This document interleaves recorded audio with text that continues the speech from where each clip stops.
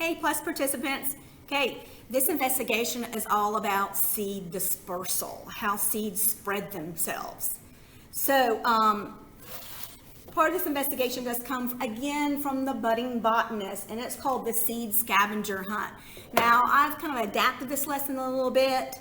The seed scavenger hunt lesson in the Ames book has them go out and find seeds. Well, we have found sometimes that's difficult to do, to go out and find certain seeds. So we're giving all of you several sets of seed dispersal kits. So I'm going to show you how I store these kits from year to year, so it won't, so the seeds will store better, and also it's less prep when you use them year to year. So what I do is, I don't know about you, but we have a science lab that has tons of supplies in it, and not many teachers are using it. I use the supplies. So these are evaporating dishes.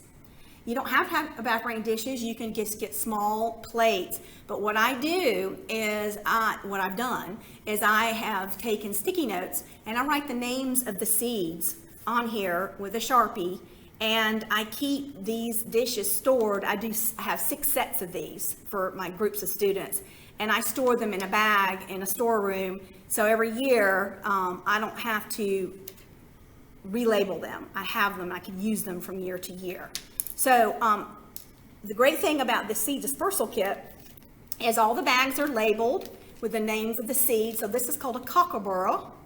I think it's my students' favorite seeds because they have little spikes on the end of them, and they like to put them on their clothing like that.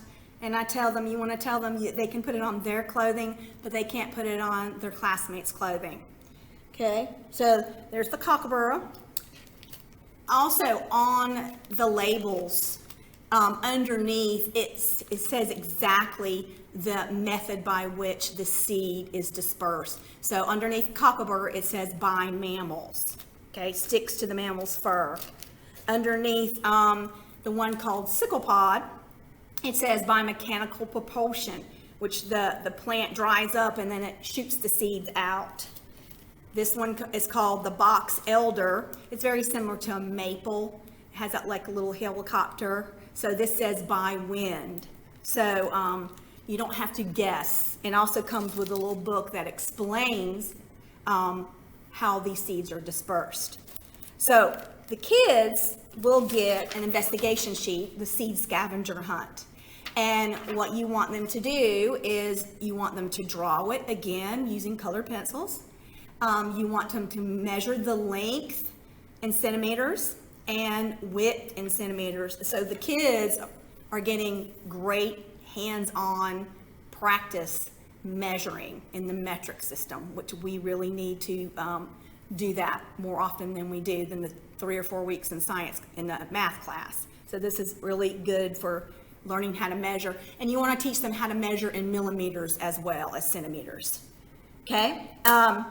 So what the kids do is they classify the seeds in the way they think the seeds are dispersed. Now, most of them understand cookaburra because cookaburra is animal carried. It has barbs on it. And they can generally get the box elder because box elder is dispersed by wind, and a lot of kids are familiar with maple seeds. The other ones are maybe a little more confusing, especially the one, the sickle pod by mechanical propulsion. They generally don't get that one, but I show them some videos, some really quick videos on YouTube about plants that disperse seeds through mechanical propulsion.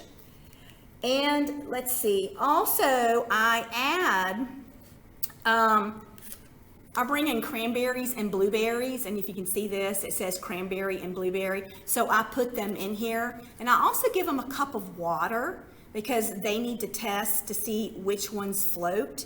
So you have let's see, I think it's this sedge.